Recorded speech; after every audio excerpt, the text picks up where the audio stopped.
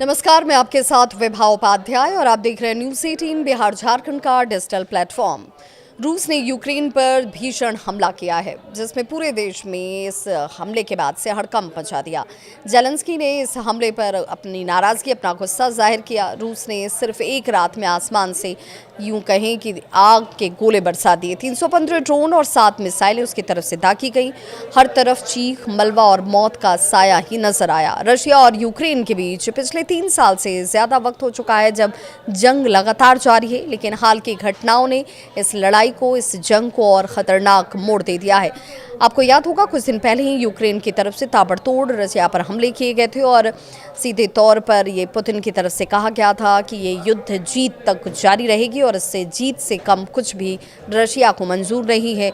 हमले के बाद यूक्रेन की तरफ से जब हमले किए गए तो रशिया ने कहा कि बहुत जल्द मुंहतोड़ जवाब जो है वो दिया जाएगा। दोनों तरफ से लगातार हमले जो हैं वो देखने को मिल रहे हैं और इसी वजह से डर का माहौल देश और दुनिया में देखा गया। रूस ने यूक्रेन के पश्चिमी इलाके में भीषण हमले किए हैं। यूक्रेनी अधिकारियों का ये भी कहना है कि इस इलाके में सबसे बड़ा हमला हुआ है। यूक्रेन पर हुए इस हमले के बाद से पड़ोसी नाटो देश पोलैंड भी दहशत में नजर आ रहा है। रूसी खतरे को देखते हुए सोमवार को पोलैंड ने अपनी हवाई सीमा को सुरक्षित करने के लिए फाइटर जेट भी भेज दिए। पोलैंड की वायुसेना के ऑपरेशनल कमांड ने एक बयान भी जारी किया, जिसमें कहा कि रूस की ओर से यूक्रेन पर भीषण हवाई हमले के बाद पोलैंड और अन्य सहयोगी देशों की वायुसेना ने सुबह पोलैंड के हवाई क्षेत्र में उड़ान भी भरी। यूक्रेनी इलाके के मेयर ने यह भी कहा कि ये रूस की ओर से इस इलाके में किया गया अब तक का सबसे बड़ा हवाई हमला है। यूक्रेन के रनवे इलाके के मेयर ओलेंस्द्र ट्रेयाक ने यह भी कहा कि रूस ने युद्ध के मोर्चे के साथ साथ काफी अंदर तक हमला किया है और इस दौरान रूस ने पश्चिमी यूक्रेन में दर्जनों ड्रोन और मिसाइलों से ताबड़तोड़ हमले किए हैं। उन्होंने कहा कि रूस की ओर से इस इलाके में किया गया ये अब तक का सबसे बड़ा हमला है और इस हमले के अंदेशे का असर जो है वो दूर तक नजर आएगा। हाल के दिनों में रूस और यूक्रेन ने एक दूसरे पर हमले जिस तरीके से किए हैं, यूरोप में दूसरे विश्व युद्ध के बाद इस सबसे बड़े युद्ध में संघर्ष विराम दूर दूर तक नजर नहीं आ रहा है।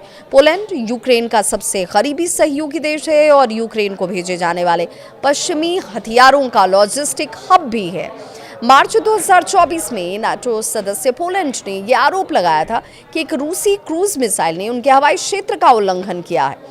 इसके बाद पोलैंड ने रूस से जवाब मांगा था। रूस ने दावा किया कि उसकी सेना यूक्रेन के दनीप्रोटरोव्स्क इलाके में 3 साल की इस लड़ाई में पहली बार आगे की तरफ बढ़ रही है। इसे एक बड़े उकसावे की कार्रवाई करार दिया गया। इस बीच रूस के अधिकारियों ने रविवार को यह भी कहा था कि युद्ध में मारे गए 6000 सैनिकों के शवों को योजनाबद्ध तरीके से एक दूसरे को सौंपे जाने के लिए मॉस्को अब भी कीव से आधिकारिक पुष्टि का इंतजार ही कर रहा है। इसके साथ ही रूस ने अपने उस आरोप को भी दोहराया कि यूक्रेन ने इस प्रक्रिया को स्थगित कर दिया है।